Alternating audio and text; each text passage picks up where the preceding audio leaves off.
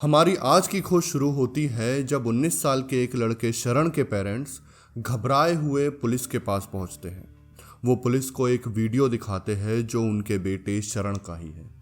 उस वीडियो में उनका बेटा उन्हें कह रहा है कि उसका किडनैपिंग हो चुका है और उसके पापा के काम की वजह से, उनका काम इनकम टैक्स डिपार्टमेंट का है, तो शरण के पापा के काम की वजह से कुछ लोग बहुत परेशान हैं और इसीलिए उन्होंने उसे किडनैप कर लिया है और अब वो 50 लाख रुपए की डिमांड कर रहे हैं। उस वीडियो में शरण आगे बोलता है कि वो कल तक उनके पास ही रहेगा और ये लोग कल आपको फ़ोन करके बताएंगे कि ये 50 लाख रुपए कहाँ, कब और कैसे लाने हैं, और वो उन्हें ये 50 लाख रुपए दे दे क्योंकि शरण को ये लोग बहुत ज़्यादा टॉर्चर कर रहे हैं। अब इस तरह के किडनैपिंग वाले वीडियोस आना पुलिस के लिए पहली बार नहीं था और इसीलिए इस वीडियो को देखकर पुलिस को थोड़ा अजीब लगा। क्योंकि इस वीडियो में शरण जब टॉर्चर वाली बात करता है तो उसके चेहरे पर ना तो कोई डर है, ना कोई सिकन और ना ही ऐसा टॉर्चर होने के कोई निशान है। तो फिर वो टॉर्चर वाली बात क्यों कर रहा है? लेकिन ये तो एक गट फीलिंग थी और अभी वक्त नहीं था कि गट फीलिंग पे एक्ट किया जाए। इसीलिए पुलिस ने सबसे पहले ये सोचा कि शरण को ढूंढना कैसे है और इसके लिए उसने उसके मोबाइल फ़ोन लोकेशन को ट्रेस करने का सोचा। लेकिन उन्हें यह भी आशंका थी कि इससे कुछ मदद नहीं मिलेगी। क्योंकि पुलिस को वीडियो में साफ साफ दिख रहा था कि शरण एक कार में बैठा हुआ है। इसका मतलब कि वो लोग मूव कर रहे हैं और इस तरह से एक एग्जैक्ट लोकेशन को पिन पॉइंट कर पाना पुलिस के लिए पॉसिबल नहीं है। लेकिन फिर भी पुलिस ने इसके लिए अपनी प्रोसेस शुरू कर दी। लेकिन मोबाइल फ़ोन ट्रेसिंग का कोई रिजल्ट आता उसके पहले ही शरण के पेरेंट्स के फ़ोन पर एक और वीडियो आता है। ये वीडियो भी शरण का ही है और इसमें शरण बोल रहा है कि आप लोग पुलिस के पास नहीं जाना है। क्योंकि इन किडनैपर्स को मेरी फैमिली के बारे में सब कुछ पता है और वो उन पर पल पल की नज़र रखे हुए हैं।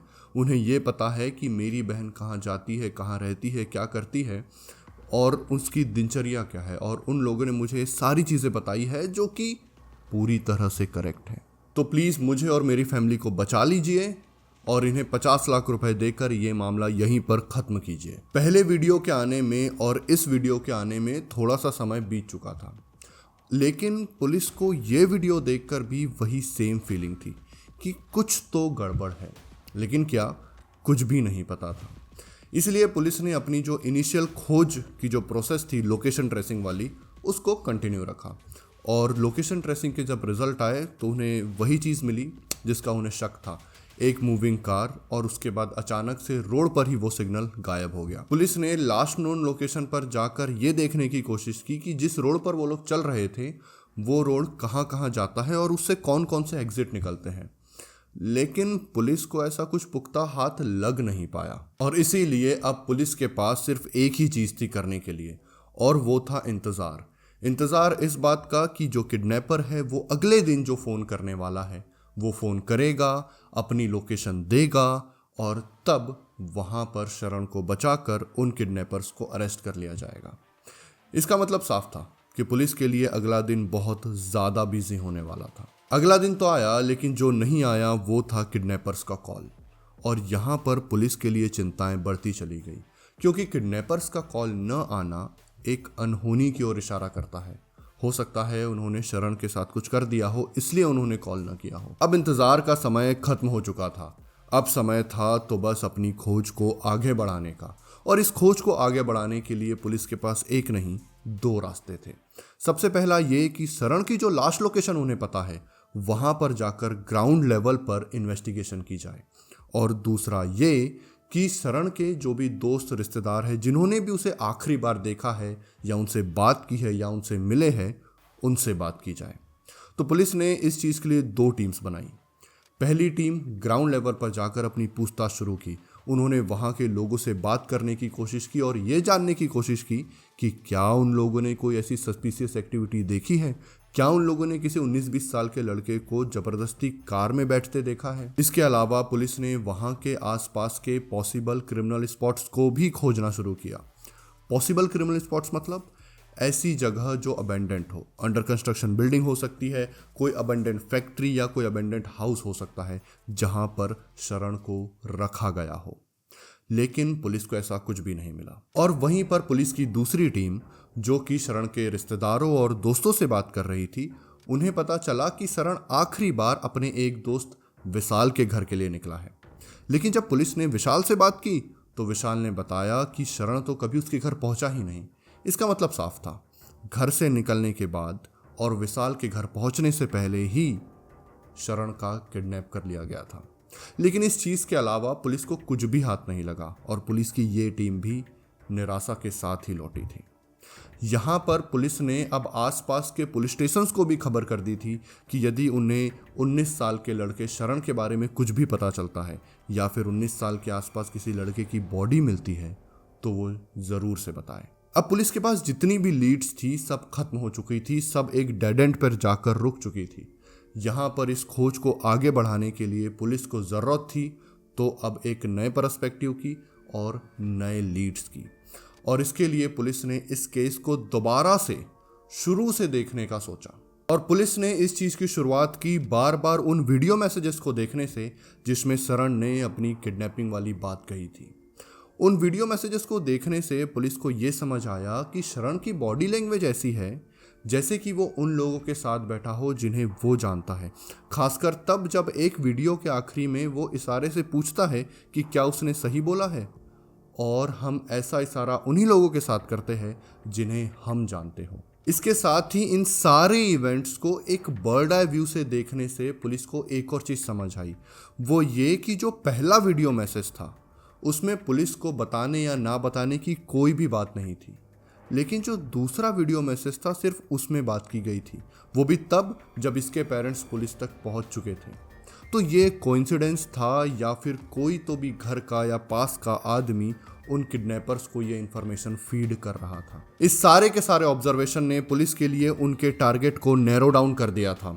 अब उन्हें सिर्फ उन्हीं लोगों को ढूंढना था जिन्हें शरण जानता था और जो शरण की फैमिली को जानते थे। इसके साथ ही पुलिस ने शरण के पेरेंट्स से उन लोगों के बारे में पूछा जिन्हें दूसरे वीडियो आते तक पता था कि ये लोग पुलिस के पास आए हैं, क्योंकि वही इंसान हो सकता है जिसने किडनैपर को ये इन्फॉर्मेशन फीड की हो। शरण के पेरेंट्स ने पुलिस को बताया कि हाँ, उन्होंने अपने कुछ फैमिली फ्रेंड्स को इस बारे में बताया था, लेकिन उनके अलावा किसी और को नहीं, क्योंकि उन्होंने जब शरण के दोस्तों को भी फ़ोन करने के लिए पूछा कि शरण कहाँ है तो उन्होंने वहाँ पर पुलिस के पास जाने वाली बात नहीं बताई थी। लेकिन तब शरण के पेरेंट्स ने एक और अजीब सी चीज़ बताई। उन्होंने पुलिस को बताया कि शरण का एक दोस्त है विशाल, वो बहुत ज़्यादा अब घर आने लगा था और साथ ही वो बहुत ज़्यादा उन्हें प्रेशराइज भी कर रहा था कि उन्हें 50 लाख रुपए दे देने चाहिए। इन दोनों इन्फॉर्मेशन ने पुलिस को अब 2 टारगेट दे दिए थे, पहला विशाल और दूसरा उनके रिलेटिव। पुलिस वो जो उनके फैमिली फ्रेंड और रिलेटिव थे जिन्हें पता था, उन्हें वो रूल आउट नहीं कर पा रही थी, क्योंकि विशाल को नहीं पता था ना कि ये पुलिस के पास जा रहे हैं। इसीलिए अब पुलिस के पास 2 टारगेट थे। पुलिस ने हर उस इंसान से अपनी पूछताछ की जिन्हें पता था कि शरण के पेरेंट्स पुलिस के पास आने वाले हैं, और साथ ही उन्होंने विशाल से भी पूछताछ की। लेकिन इस पूछताछ में उन्हें कुछ भी पता नहीं चला, और तब पुलिस ने इन सभी लोगों के लोकेशंस के रिकॉर्ड निकलवाए, और तब उन्हें एक बहुत ही अजीब सी चीज़ पता चली। वो ये कि विशाल और शरण की लास्ट लोकेशन सेम थी। मतलब कि शरण जब गायब हुआ था और जब उसका फ़ोन स्विच ऑफ हुआ था तब, और विशाल के फ़ोन की लोकेशन तब, दोनों सेम थे। और यहाँ पर विशाल पकड़ा गया था। पुलिस ने दोबारा इस इंफॉर्मेशन के साथ विशाल से अपनी पूछताछ कड़ी कर दी, और तब विशाल ने कुछ राज बिखेरने शुरू किए। विशाल ने पुलिस को बताया कि वो एक आरटीओ ऑफिस में काम करता है, और एक दिन जब वो अपने एक कलीग के साथ बात कर रहा था तब उसके कलीग ने उसे उसके ऊपर बहुत ज़्यादा कर्जा है ऐसा बताया। लेकिन कर्जा तो विशाल के ऊपर भी था, और तब उन दोनों ने मिलकर सोचा कि ऐसा क्या किया जा सकता है कि उनका कर्जा खत्म हो जाए। और तब विशाल को शरण का ध्यान आया। पिछले 4-5 सालों से शरण और विशाल की अच्छी दोस्ती थी। विशाल शरण की फैमिली को भी अच्छे से जानता था, और शरण की फैमिली भी विशाल को काफ़ी अच्छे से जानती थी। विशाल ये भी जानता था कि शरण के पिताजी एक इनकम टैक्स ऑफिसर है, इसका मतलब उनके पास बहुत पैसा होगा और वो 50 लाख रुपए तो अपने बेटे के लिए दे ही सकते हैं। और इसीलिए इन दोनों ने शरण को किडनैप करने का प्लान बनाया। इसमें उन्होंने और भी लोगों को शामिल किया। विशाल जानता था कि शरण को बाइक्स का बहुत शौक है, और इसीलिए उसे एक हायर सीसी की स्पोर्ट बाइक दिखाने के बहाने उसने उसे अपने घर बुलाया था। और जब शरण वहाँ से निकल पड़ा तो रास्ते में ही उसने अपने उन दोस्तों के साथ मिलकर शरण को किडनैप कर लिया। लेकिन विशाल और उसके दोस्तों का ये प्लान आधा अधूरा था। उन्हें ये लग रहा था कि शरण को किडनैप करने के अगले दिन इन्हें 50 लाख रुपए मिल जाएंगे और उसके बाद ये अपनी अपनी जिंदगी में आगे बढ़ जाएंगे। उन्होंने पुलिस के बारे में सोचा ही नहीं था और इसीलिए जब शरण ने अपना पहला वीडियो मैसेज भेजा तब उसमें पुलिस का कोई जिक्र ही नहीं था। लेकिन फिर भी विशाल ने उसकी फैमिली की हर एक मूवमेंट पर नजर रखने के लिए शरण की सिस्टर से लगातार कांटेक्ट में था। पहला वीडियो भेजने के बाद विशाल ने शरण की सिस्टर को ऐसे ही मैसेज कर दिया तो सहज रूप से उसकी बहन ने उसे बता दिया कि एक ऐसा मैसेज आया है और शरण किडनैप हो चुका है और उसके घर वाले अब पुलिस स्टेशन गए हुए हैं। और यहाँ से विशाल पैनिक कर गया। विशाल ने दूसरा वीडियो मैसेज भिजवाया कि भैया पुलिस के पास नहीं जाना है, लेकिन तब तक तो तीर कमान से निकल चुका था। अगले दिन जब विशाल ने फिर से फॉलोअप लिया, अगले दिन विशाल ने जब उसकी बहन से फिर से पूछा तो उसकी बहन ने बता दिया कि पुलिस अभी भी इस केस को परसीव कर रही है। और यहाँ पर विशाल को समझा ही नहीं कि क्या किया जाए। वो शरण को छोड़ भी नहीं सकता था क्योंकि अब शरण पुलिस के पास जाकर सारी चीज़ें बता देता। इसीलिए विशाल ने उसका मर्डर कर दिया। अब मर्डर करने के बाद वो शरण की बॉडी से बहुत जल्दी पीछा छुड़वाना चाहता था, इसीलिए उसने उसकी बॉडी को एक तालाब में ले जाकर फेंक दिया। लेकिन तालाब में फेंकने के बाद इसे समझा कि वो बॉडी तो कुछ समय बाद तैरने लगेगी और लोगों की नज़र में आ जाएगी।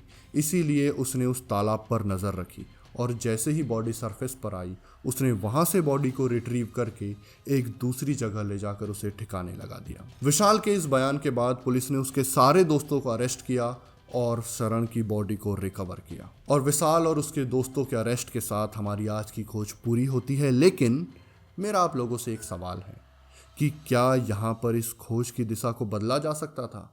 क्या पुलिस यहाँ पर कुछ और कर सकती थी? देखिए, किडनैपिंग हमेशा से ही एक संवेदनशील विषय रहता है क्योंकि यहाँ पर खोने के लिए बहुत कुछ होता है। आप मुझे कमेंट में बताइए कि क्या पुलिस इस केस को और किसी ढंग से हैंडल कर सकती थी। मिलते हैं हम अपनी एक दूसरी नई खोज के साथ अपने अगले हफ्ते में।